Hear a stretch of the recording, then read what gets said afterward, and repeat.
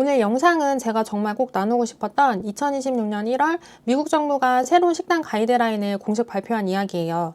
내용이 단순히 미국의 해외 뉴스가 아니고 우리가 수십 년 동안 학교에서 배우고 병원에서 들어서 당연하다고 믿었던 건강상식이 완전히 뒤집히는 순간이에요. 특히 다이어트랑 요요를 반복하면서 힘들어하셨던 분들, 지방 먹는 거에 죄책감을 느끼셨던 분들이라면 오늘 이야기가 정말 와닿으실 거예요. 오늘 영상에서는 미국 정부가 도대체 무엇을 인정했고 왜 우리가 그동안 살찔 수밖에 없었는지, 그리고 앞으로 우리가 어떻게 먹어야 하는지 자세하게 설명드릴게요. Healthy saturated fats, telling you not to eat eggs and steak, and ignoring a giant blind spot. Refined carbohydrates, added sugars, ultra-processed food. This study in JAMA now shows that 60% to 70% of kids are getting their calories from ultra-processed foods. That's an epidemic. We now have a generation of kids addicted to refined carbohydrates, low in protein.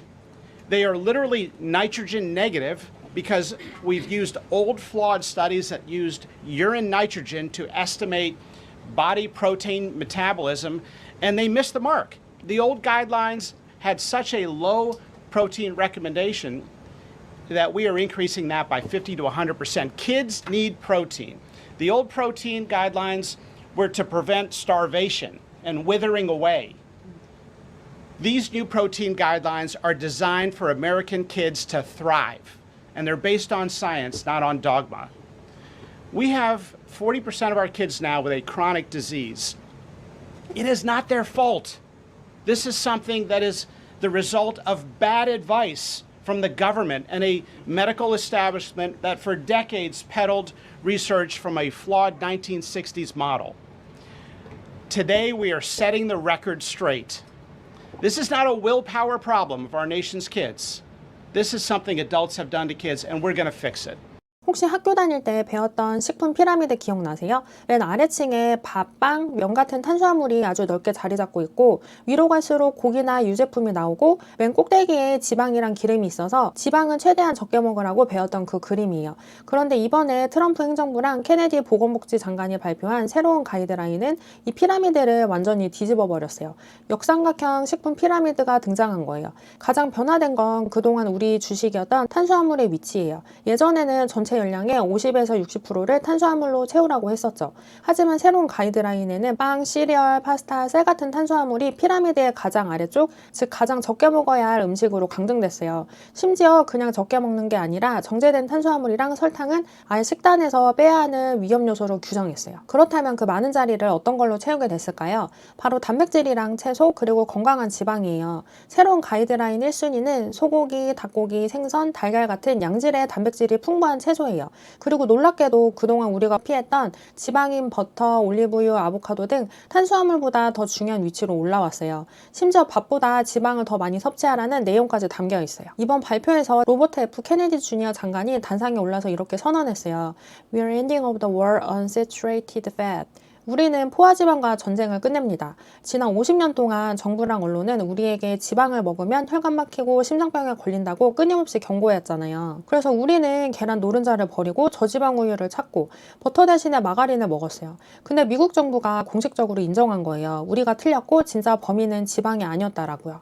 심장병이랑 비만, 만성질환의 진짜 원인은 고기랑 버터 같은 천연지방이 아니라 바로 정제탄수화물이랑 설탕, 그리고 공장에서 만든 초가공 식품이었다는 사실을 인정한 거예요. 사실 이 배경에는 여러 가지 이유가 있어요. 1970년대부터 심장병 환자가 늘자 설탕업계랑 거대 식품 기업들은 자신들의 이익을 지키기 위해서 로비를 시작했어요. 그들은 유명 대학 연구진을 매수해서 설탕은 죄가 없고 지방이 문제다 라는 조작된 논문을 발표하게 만든 거예요. 마치 담배 회사가 담배 유해성을 숨겼던 것처럼요. 그 결과 전 세계에서 저지방 열풍이 불기 시작한 거예요. 식품 회사들은 지방을 뺀 자리에 설탕이랑 일상과당을 듬뿍 넣은 저지방 요거트, 저지방 시리얼을 건강식품인 척 팔아왔던 거예요. 우리는 그걸 믿고 열심히 먹었지만 결과는 어땠어요? 미국 성인의 42%가 비만이고 아이들의 40%가 만성질환을 앓는 끔찍한 결과를 낳았어요. 그동안 정부가 권장했던 단백질 섭취량이 너무 적었다는 거예요. 과거의 기준은 쇠약해지지 않을 정도의 최소한의 기준이었던 거예요. 하지만 아이들이 건강하게 성장하고 활기차게 살아가려면 지금보다 단백질을 50%에서 100%는 더 먹어야 한다고 새로운 가이드라인을 강조하고 있어요. 지금 아이들의 식단을 보세요. 아침에 시리얼, 점심에 급식으로 나온 파스타나 빵, 간식, 과자, 하루 섭취 칼로리의 60에서 70%가 초가공식품으로 채워져요. 이런 식단이 아이들의 정제탄수화물 중독으로 만들고 인슐린 저항성을 유발해서 어린 나이 때부터 당뇨랑 비만에 시달리게 만들었던 거예요. 정부는 이제 학교 급식부터 군대 식단까지 모든 공공급식에서 가공식품을 퇴출하고 진짜 음식을 제공하겠다고 선언했어요. 이 발표를 보면서 저는 자연스럽게 우리 채널에서 그동안 함께 실천해왔던 내용들이 떠오르더라고요. 제가 영상에서 늘 말씀드린 것처럼 아침에 버터 한 조각 넣은 방탄커피 드셔보세요. MCT 오일 활용해서 에너지 채우세요. 탄수화물 줄이고 단백질이랑 건강한 지방으로 식사하세요. 처음에 제가 이렇게 얘기했을 때 걱정하시는 분들이 많았어요. 지방 먹으면 살찌지 않아요? 콜레스테롤 높아지면 어떡해요? 탄수화물 안 먹으면 머리 안 돌아가던데. 주변에서 너 왜 이렇게 유난 떨면서 먹어? 라고 핀잔도 받았고요. 하지만 우리는 직접 경험을 해봤잖아요. 저탄수화물 고지방 식단을 제대로 실천하면 거짓말처럼 배고픔이 사라지고 지긋지긋했던 식탐이랑 폭식이 멈추는 걸요. 점심 먹고 나면 쏟아지던 식곤증이 사라지고 오후 내내 에너지가 넘치는 그 기분 느껴보셨죠? 이건 단순히 살을 빼는 다이어트 방법이 아니라 망가졌던 우리 몸의 대사 시스템을 정상으로 돌려놓는 치유의 과정이었던 거예요. 다이어트를 반복하면서 요요를 겪는 가장 큰 이유는 우리가 의지가 약해서가 아니에요. 구조적인 문제였어요.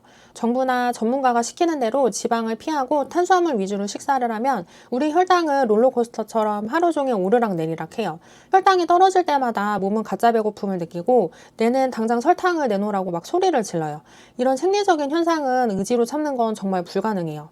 우리는 우리의 실패라고 자책했지만 사실은 애초에 지속 불가능한 식단을 계속 강요받았던 거예요. 제가 버터랑 MCT 오일 그리고 건강한 단백질 섭취를 강조해야 한 이유는 무작정 지방을 많이 먹자는 게 아니에요. 좋은 지방은 인슐린을 자극하지 않으면서도 우리 몸에 가장 효율적이고 오래가는 에너지원이 되기 때문이에요. 지방을 잘 먹으면 우리 몸은 에너지가 충만하구나 라고 느끼고 식욕 호르몬을 안정화시켜요. 덕분에 억지로 참지 않아도 간식이 생각이 안 나고 자연스럽게 식사량이 조절되는 거예요. 요요 없는 다이어트의 핵심은 적게 먹는 게 아니고 배고프지 않게 먹는 거예요. 그럼 바뀐 가이드라인에 맞춰서 우리는 구체적으로 어떻게 먹어야 될까요? 이번 발표 내용을 바탕으로 제가 3가지 핵심 포인트를 정리해 드릴게요. 첫 번째는 진짜 음식과 가짜 음식을 구분하세요. 미국 정부가 정의한 진짜 음식 6가지는 고기, 생선, 달걀류 등의 단백질, 전지방 유제품, 채소, 과일, 건강한 지방, 통곡물. 반대로 줄여야 될 음식은 빵, 면, 과자 등의 정제탄수화물, 설탕이나 시럽 등의 첨가당, 초가공식품, 콩이나 옥수수유 같은 식물성 가공류 등이에요.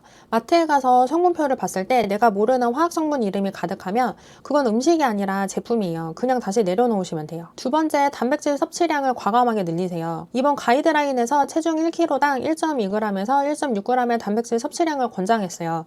예를 들어서 체중이 60kg인 여성분이면 하루 최소 72g에서 96g의 단백질을 드셔야 돼요. 이건 고기 한 덩어리 먹는다고 되는 양은 아니고요. 매 끼니마다 손바닥 이상의 고기나 생선, 달걀 2~3개씩은 챙겨 드셔야 채울 수 있는 양이에요. 너무 많은 거 아니야? 라고 생각하시죠? 그 양은 우리 몸이 건강하기 위해서 정말로 섭취해야 되는 양이에요. 세 번째는 지방을 두려워하지 마세요. 이게 제일 중요해요. 고기에 붙은 비계 떼어내지 말고 드세요. 샐러드에는 설탕 범벅인 시판 드레싱 대신에 MCT 오일 조금이랑 들기름을 듬뿍 뿌려 드세요. 커피는 아메리카노에 버터를 넣어서 드셔도 좋고요. 좋은 지방은 우리를 살찌게 하는 게 아니고 지방대사 스위치를 켜주는 역할을 할 거예요. 이번 발표 후에 해외 커뮤니티나 국내 반응을 보면 왜 이제 알려주냐, 그동안 억지로 닭가슴살에 고구마만 먹었다 하면서요. 특히 오랫동안 저탄고지 식단을 해오신 분들은 내가 틀린 줄 알고 눈치 봤는데 이제야 당당해진 기분이다 라고 하시더라고요. 저도 같은 마음이에요. 하지만 이제라도 진실이 밝혀져서 정말 다행이라고 생각해요. 이제 우리는 더 이상 유별난 다이어트를 하는 사람이 아니에요. 가장 과학적이고 최신의 방법으로 건강한 식단을 실천하는 똑똑한 사람들인 거예요. 세계적으로 식단 정책이 이렇게 바뀌고 있다는 건 앞으로 마트 진열 때도 식당 매뉴얼도 우리 아이들의 급식에도 서서히 바뀔 거라는 신호예요. 물론 하루아침에 모든 게 변하진 않겠지만 적어도 우리는 정답을 알고 있잖아요. 앞으로도 저는 굶지 않는 다이어트, 내 몸을 아끼고 사랑하는 식단을 계속 이어갈 거예요. 버터랑 고기를 사랑하고 가공식품을 멀리하는 우리 라이프 스타일에 더 확신을 가지셔도 돼요. 우리의 지난 노력은 절대 헛되지 않았고 틀리지 않았어요. 흔들리지 말고 앞으로도 저랑 같이 건강한 다이어트 계속 해주세요.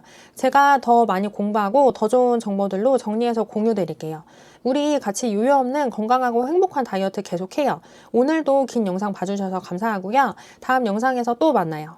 안녕.